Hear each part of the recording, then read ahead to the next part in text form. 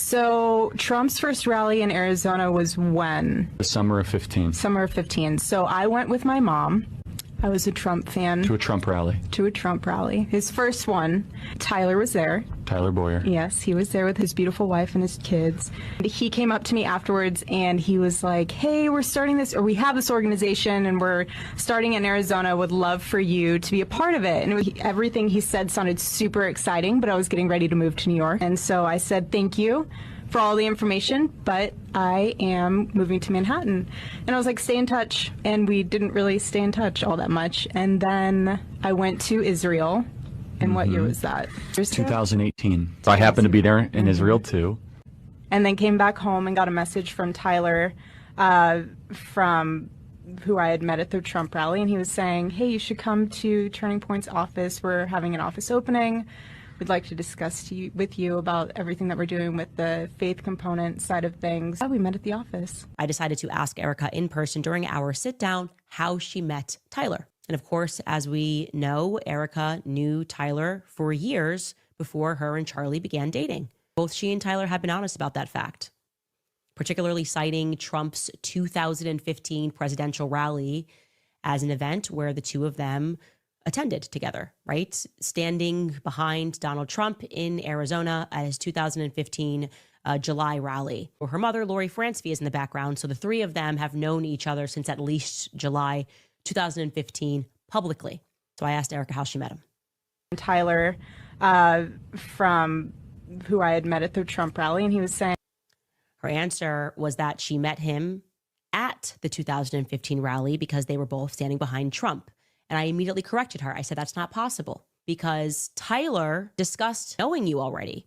At the funeral rally, he told the audience that Erika had called him asking how she could get involved and that he then made a decision to put her behind Donald Trump. Here is Tyler making that statement in his own words at Charlie Kirk's memorial. At his wedding, I told the story of talking Charlie into moving to Arizona. He was an adamant Chicago boy. I needed to break that. Selfishly, I wanted him to love Arizona because I had recently convinced him to move Turning Point USA to Arizona. It was a hard sell at first, and that was until I hosted the first Trump rally in Trump rally history right here in Arizona in 2015. I got a call from Miss Erika Kirk, Miss Arizona 2012. I just want to help, she said. So naturally, I put her right behind the president at that first rally. She called, she said, I wanted to help, and he put her behind the president. So I'm sitting with her and she doesn't remember how she met him, but she said that she would look back through old messages because like me, she never deletes any of her messages. And she thought maybe, specifically, she said that they had a connection in politics via a senator or a congressman. That's what she said.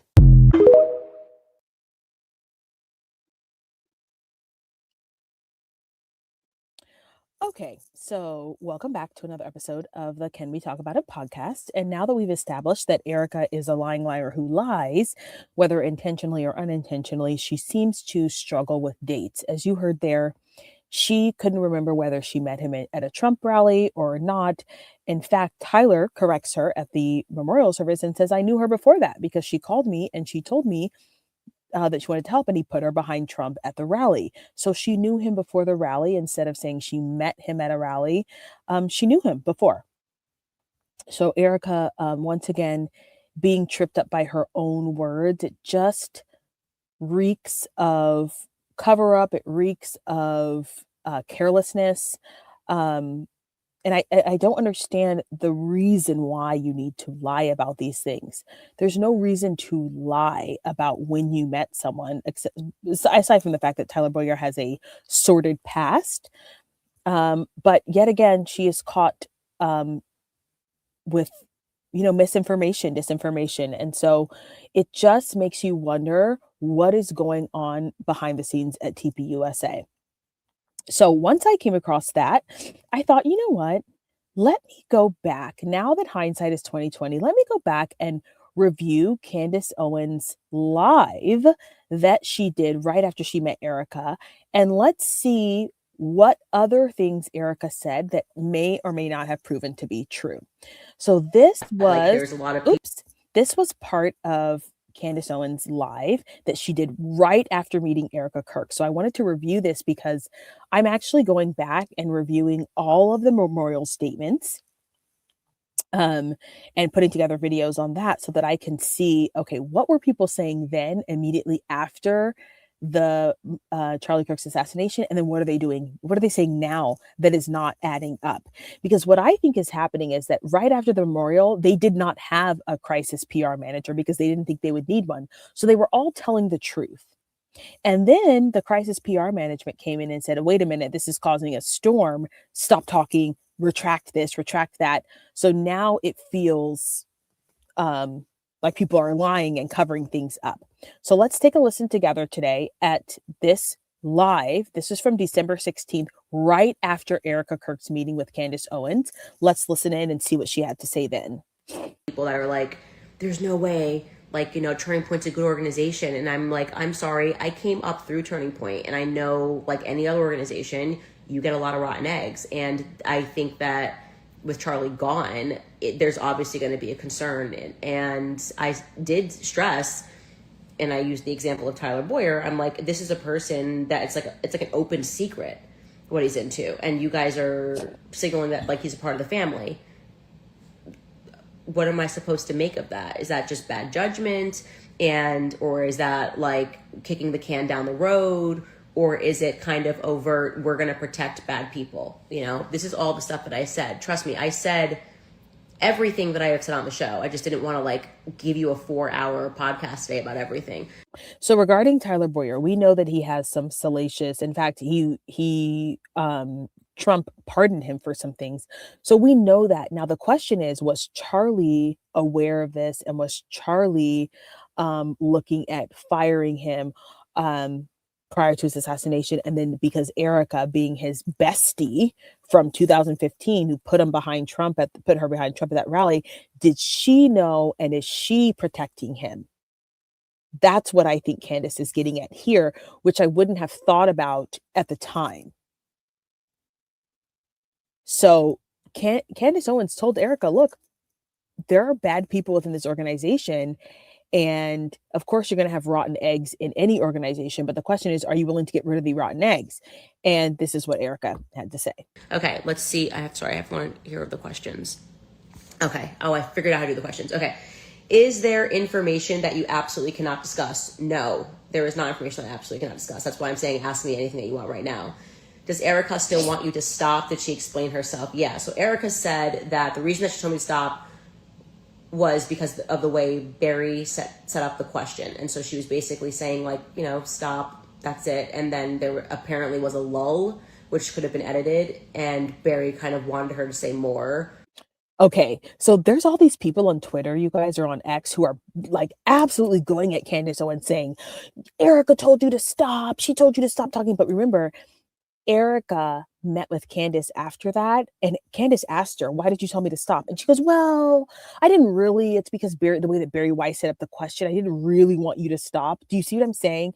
I love keeping records of these lies because I can then cross-reference with what's happening in the future. So people were telling Candace Owens, Erika said to stop. You're going right against a widow. You're going directly against a widow. And Candace Owens just told us that she asked Erika on purpose, if she would like for her to stop. And Erika was like, well, I basically just said that because Barry Weiss asked me the question that way. Oh, so twisted. Let's continue. But she didn't say more. That's what she told me. This person said, do you believe that the world can trust Erika and trust Turning Point USA? You know, I don't think that we can trust anything until we figure out what happened on that day. You know, that's why I said I'm not voting until we figure this out.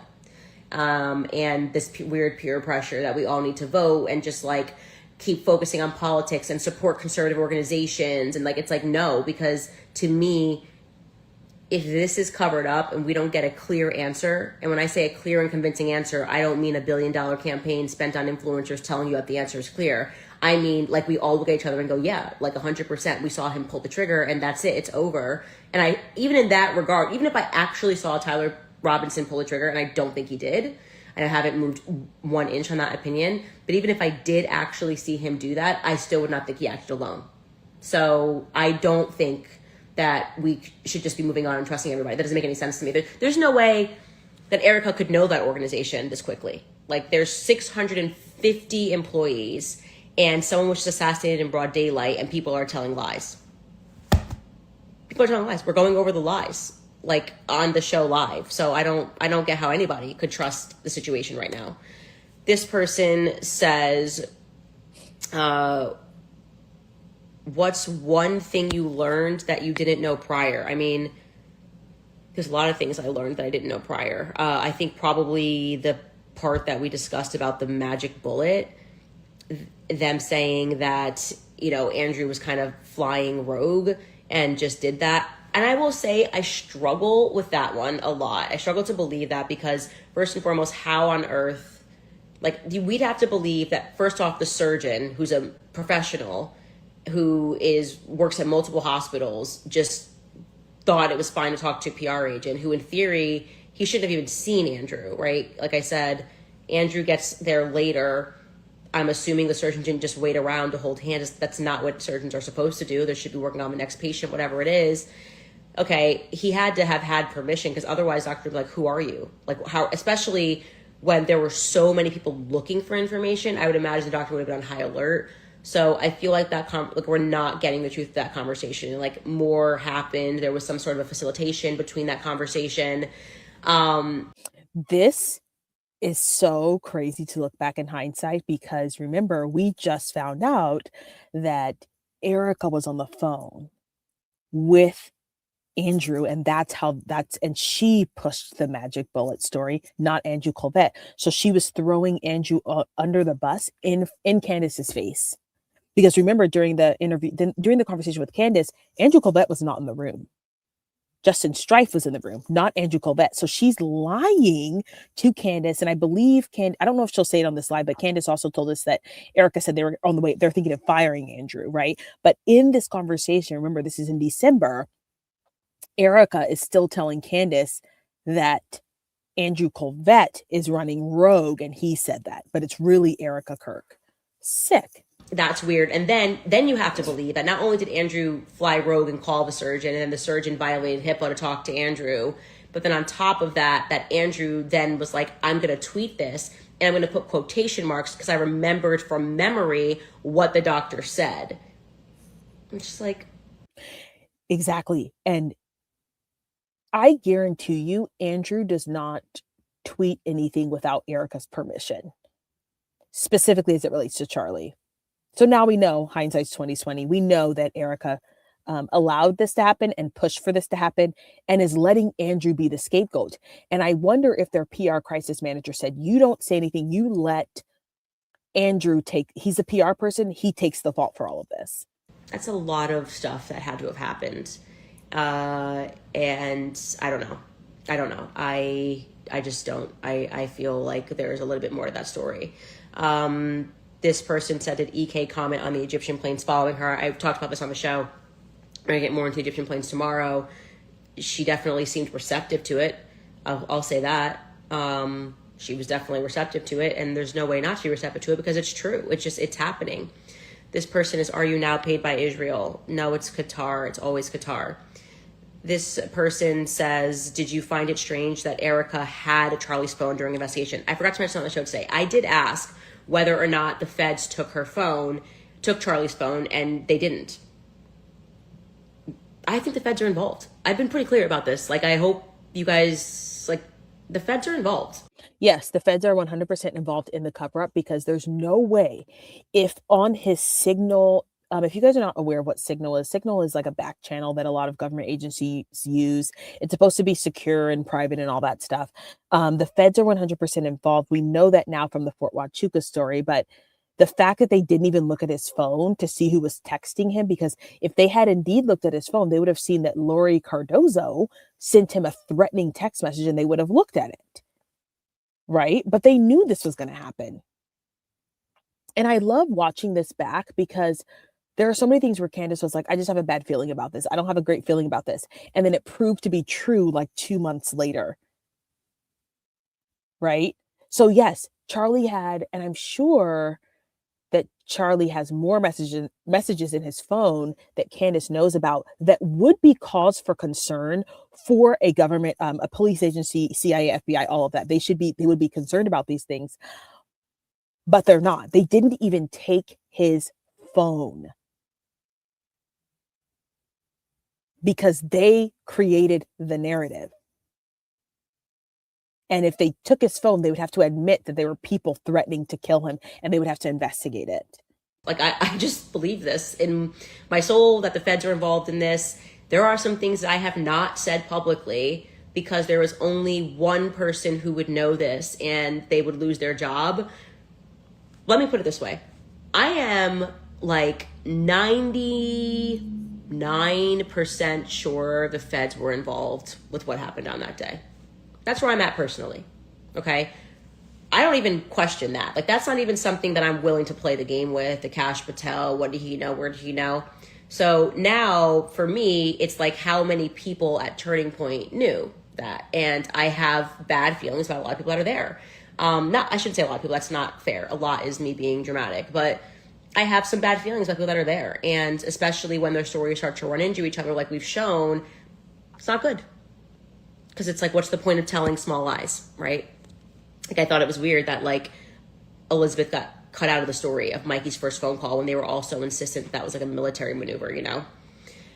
This person says, are you not being paid by Israel? Did you ask about Pierre DuPont? I had already asked Justin Strife about Pierre DuPont, and he said that he did not know Pierre DuPont.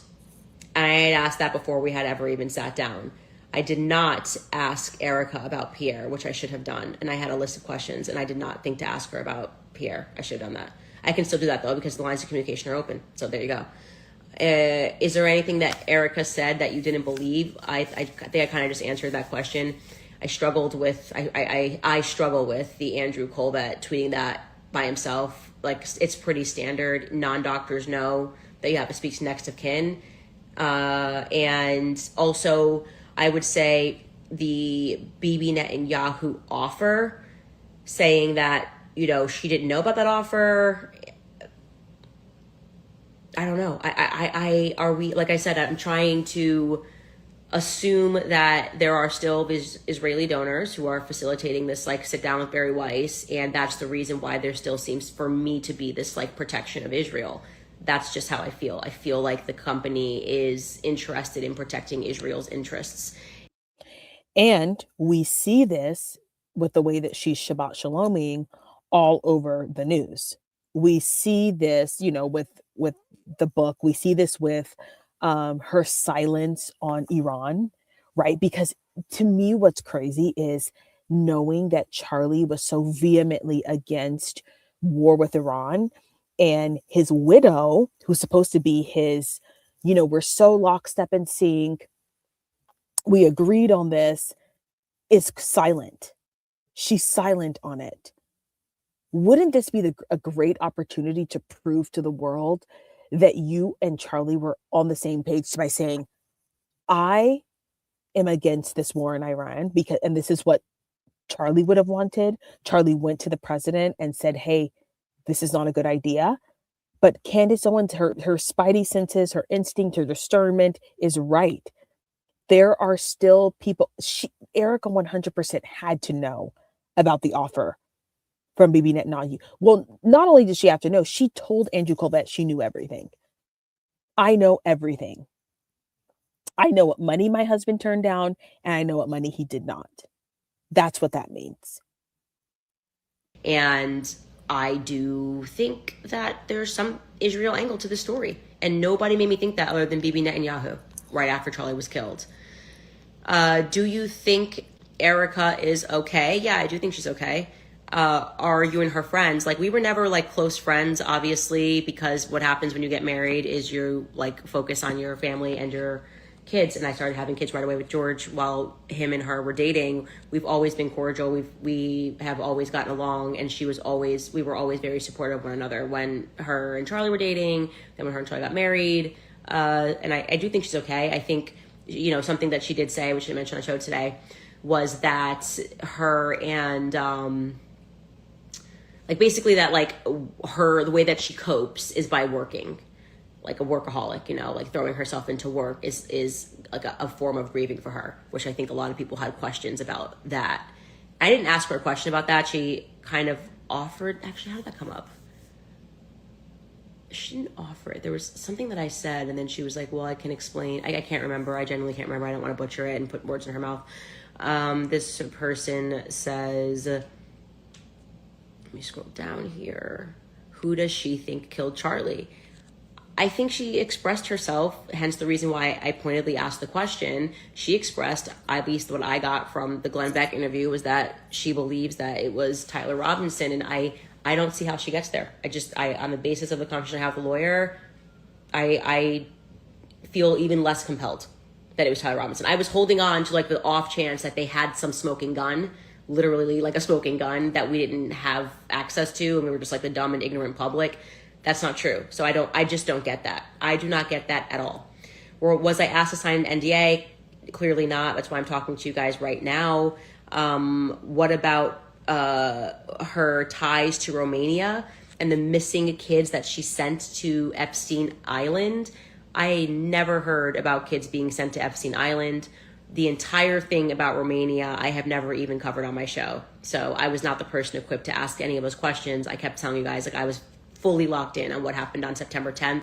What we know now is that Candace Owens is 100% looking into Erika Kirk, and she is looking into the Romanian Angels.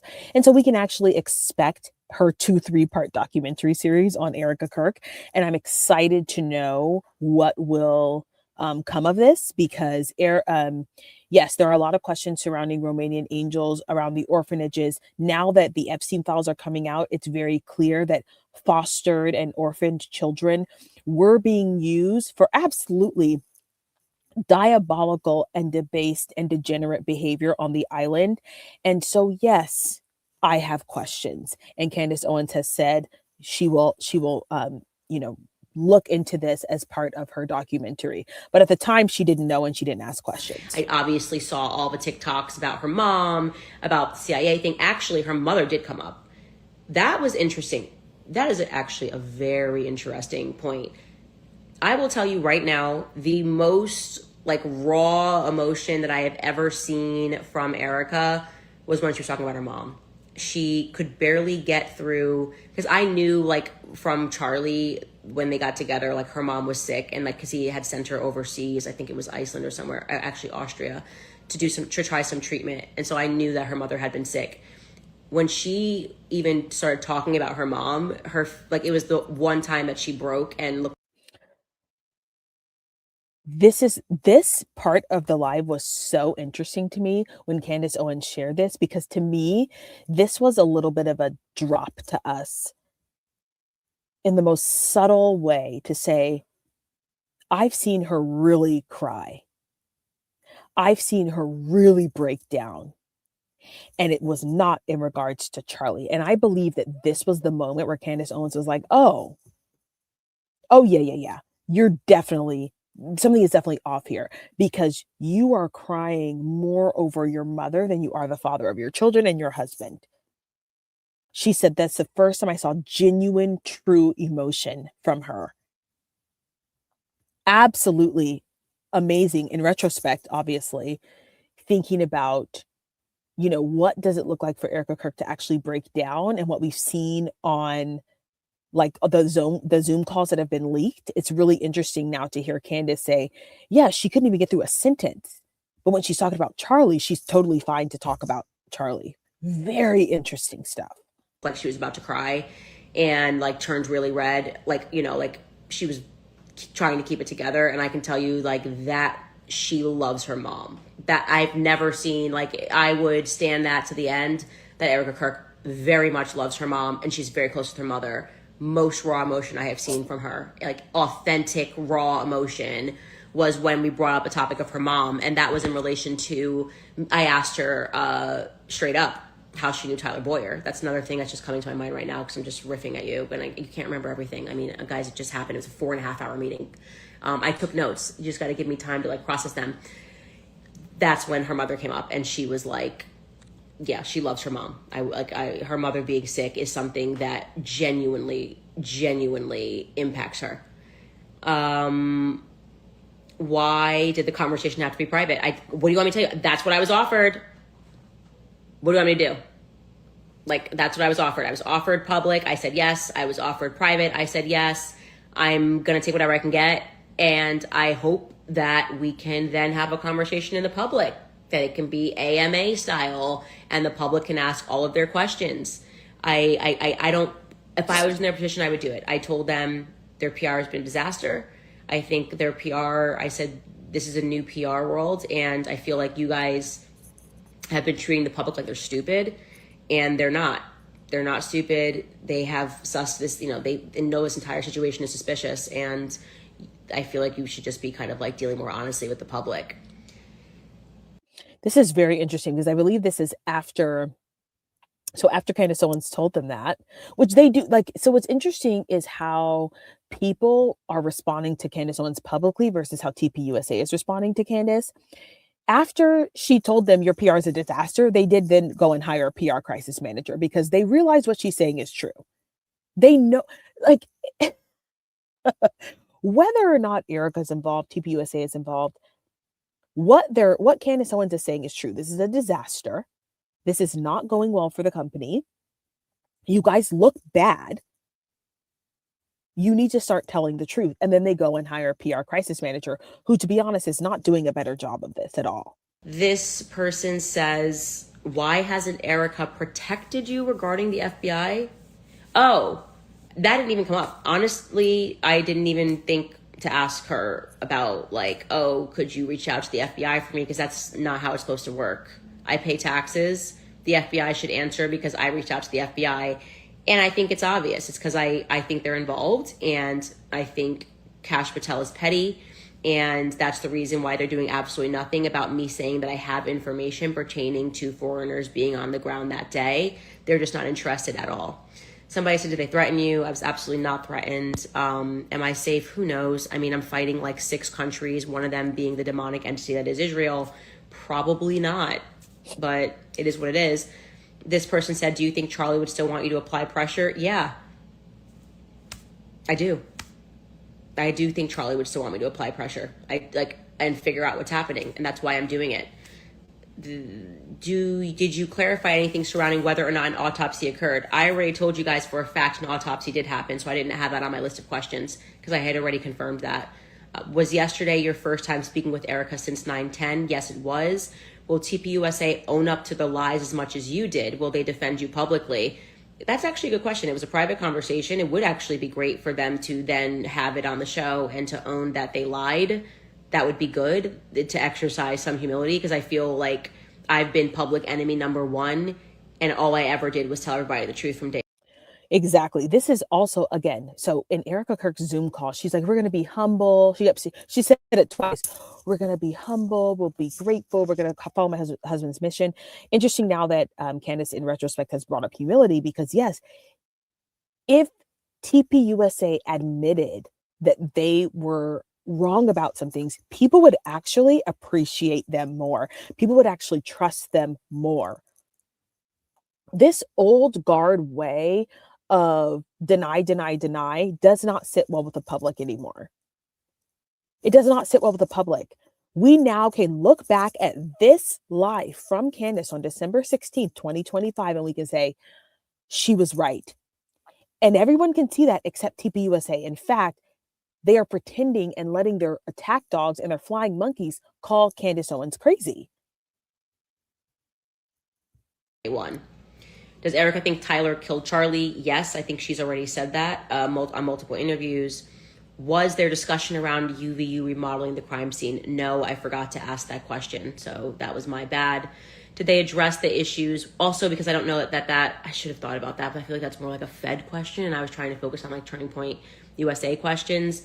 Did they address the issues with the finances and taxes? They brought an entire tax document thing for me to look through. I'm not an accountant, which is why I haven't spent much time talking about their finances other than the Doge thing, which I was like, that was a weird lie. I don't understand like why Tyler would say that that's like something that he had always done.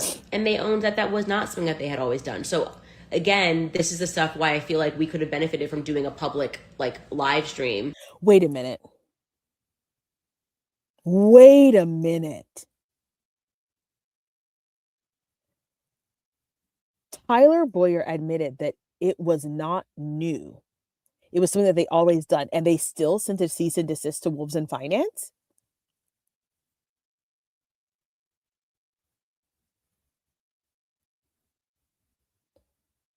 That's shady. That is shady. They admitted that this was a new thing. A Doge effort, Doge audit was a new thing. They admitted to Candace. She just said it. Let me just move you back a little bit. She just said it. Thing for me to look through. I'm not an accountant, which is why I haven't spent much time talking about their finances other than the Doge thing, which I was like, that was a weird lie. I don't understand like why Tyler would say that that's like something that he had always done. And they owned that that was not something that they had always done. So again, this is the stuff why I feel like we could have benefited from doing a public like live stream, because they did own a lot of the stuff, and it, like you said, it has not been owned in a public capacity.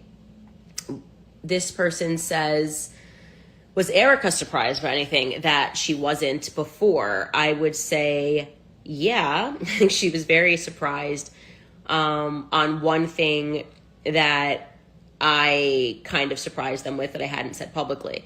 And I explained to them that it was a very big reason why I am convinced that someone at Turning Point knows more about Charlie's death. I think they were very shocked by that. When I wonder now if this is where she told her that people saw them at Fort Huachuca. I wonder if this was where she told her that, or if she did tell her that. Surprised on one thing that I kind of surprised them with that I hadn't said publicly.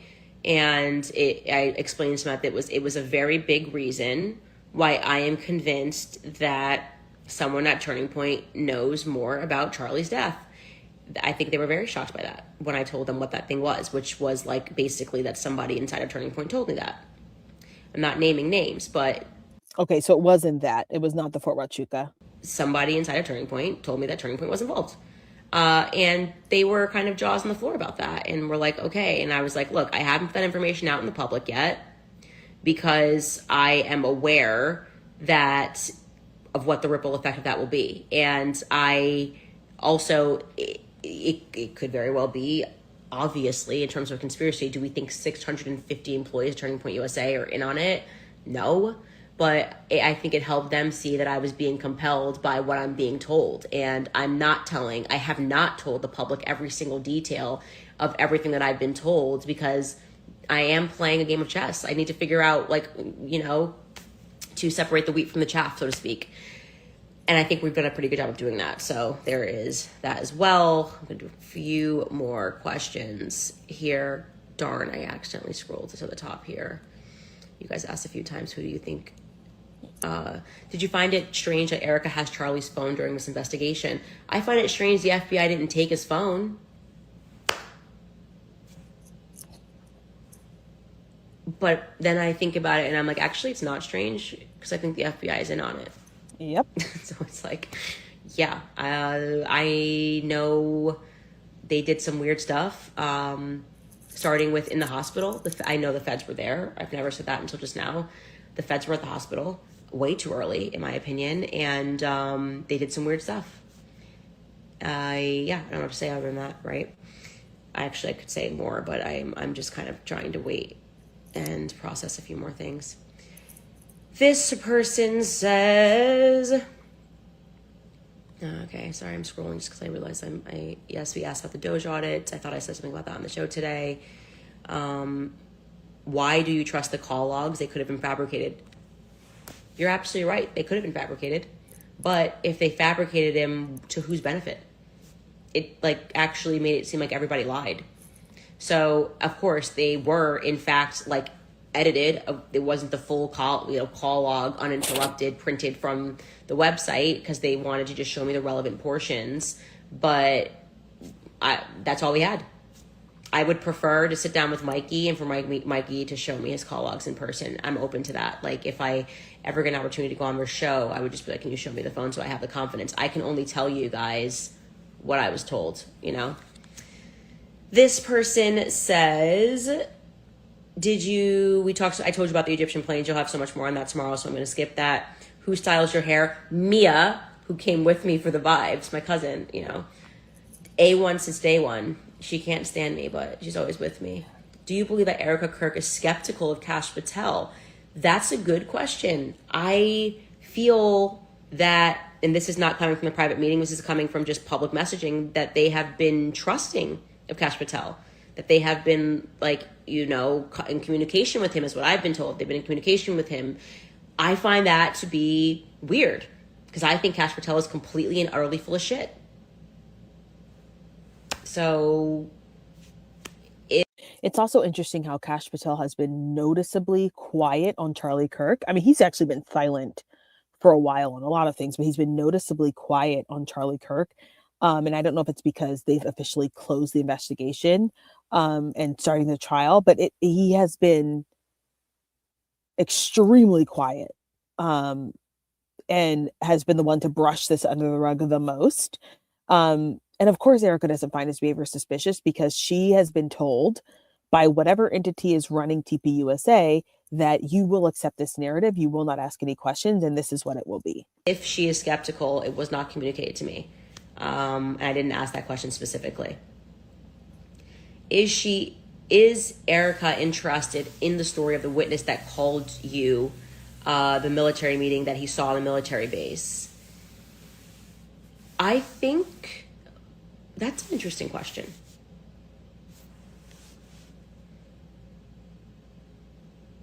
I don't feel that I got they were not, I guess what's the word? They're like agnostic. Like there wasn't a oh, whoa, that's really weird. And there wasn't a actually, I shouldn't say there wasn't a chance to shut it down. What they did was they brought Brian Harpole's his travel logs from Tokyo, because remember initially when I did the episode I was like, oh, they couldn't have made it back in time for this meeting. I was actually wrong about that because I was forgetting how much time you gain back when you fly back from Tokyo. I think we figured out through this series I'm not the best at time zones. Anyway, so they had his travel stuff, and I have his travel stuff, which is why I said we'll get back into the Camp Huachuca thing later, and by no means is it shut down. This is a very strong lead, and I do sense that there was major panic about this meeting. The attacks leveled up, and that's saying a lot because they've been attacking me nonstop. So when they gave me Brian Harpole's thing, I looked at it, I was like, oh, this doesn't debunk anything. He could have definitively made it, because I explained to them that Brian Harpole, that person who is certain that he saw Brian Harpole, he says, and we're going to have him on the show hopefully tomorrow, he says that he saw Brian Harpole, and that was around 7:47 a.m. So he's unaccounted for during those times. What I can tell you is, and I'll show you this tomorrow, Brian Harpole got back from Tokyo into Dallas early in the morning on September 8th. So that's a full day. He could have been at Camp Huachuca on the 8th. But Brian Harpole, by the way, is calling around, telling people he's going to sue me or something, which is weird because which he has not done yet. You see, Candace is also not the subject of any defamation suits. She hasn't even received a cease and desist from Brian Harpole, which if she was lying about him being at Fort Huachuca, then they could say she's lying. She's not. It's so great, again, to have this archive of Candace Owens live, and to hear about, I'm going to sue you, and none of it has happened. None of it. Hasn't even sent a cease and desist. He's talking to Tim Pool apparently and saying weird stuff, and got a message out to somebody else and was trying to seed. Basically, I feel like Brian Harpole is scared of us investigating Huachuca, and so he's intentionally signaling to people in the public that he's going to sue me. And when people, as a strategy, don't just hit you up and say, hey, you got something wrong, here's so you can correct it, but then go the route of legal threats, they have something to hide. It's very simple to just shut something down with the truth and say, hey, I saw this, you got mixed up. He's trying to like scare me with lawsuits. So I feel like Camp Huachuca is the undoing of everything. Okay. Tomorrow's episode is going to be very interesting. And that's all I can say, like, for right now, because we had to put the pieces together and trying to figure out who was there at that meeting. But Baron Coleman's episode really helped build upon the fact that someone very important from DC was at that meeting. And he verified, in case you didn't see it, that this was a high-level meeting. I have people on the base who verified that the windows were blacked out. It was turned into an intelligence operation. Also, that in general, Camp Huachuca is an intelligence base. He stumbled upon this meeting, and it could literally solve the entire Charlie Kirk case. That's why I said I need to focus my energy on that, because I feel like part of this creating this like war with Erika and people saying this, that, you know, I was beating employees at Daily Wire, and them even releasing like the firing tape. I didn't even discuss this today. The firing tape of Jeremy Boring on stage, firing me and calling me a semi. It feels like they're trying to distract me because it's the last week of the podcast. And I feel like I have to focus on this. Like I feel like we could solve it. So if we get any detail about the Camp Huachuca base. So I don't know. And let's remind everyone that we still do not have an alibi. This was December 16th, and we still do not have an alibi for Erika Kirk being at the Candlewood Suites near the Fort Huachuca base. So we still don't have an alibi for Brian Harple. Okay. So December 16th, Candace reveals that people were on Fort Huachuca. Erika Kirk had time to, and she thought Candace Owens told her everything. So Erika Kirk thought that Candace Owens told her everything when she talked about Brian Harple. But Candace left out the fact that Mitch saw Erika. So Erika then had time the following day to come up with an alibi, and she couldn't do it. So she had time from December 17th until now to have an alibi, and she doesn't have one. And people can say all they want. Oh, it doesn't matter. She doesn't have to give anything to Candace. You're right. She doesn't have to. But you do have to ask the question, why not? That's where I'm at right now. I won't answer any questions. Like I said, I'm not convinced by anything. So I'm sorry if you are upset that I took the only opportunity that I was given to sit down and try to get answers, and did my best to kind of deliver to like the high level, low level. I do think it's good that we have communication with Turning Point USA. I think that's a good thing, because it allows us to, when we find a lie, to instantly have me message Justin and say, hey, you said this or he said that, what's the deal? Like, otherwise we're just going, okay, we don't know why they lied. So I don't know. I feel like that I did the right thing on that, like trying to like facilitate a conversation, and I am 1000% open to still having that conversation in public. Maybe now she feels comfortable to do it publicly because she did it privately, you know. Anyways, I guess that's kind of all end it for today, and we will signaling that like.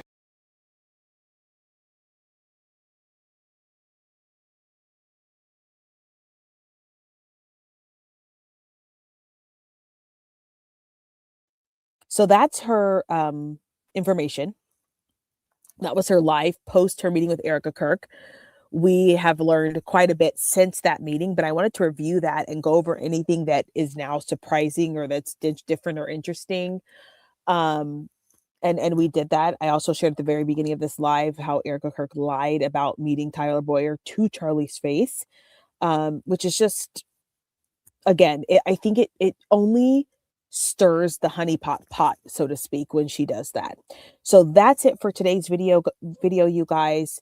If you enjoyed this video, don't forget to like it on your way out. And I'm going to get to working on my Epstein file videos. Have a wonderful day, you guys.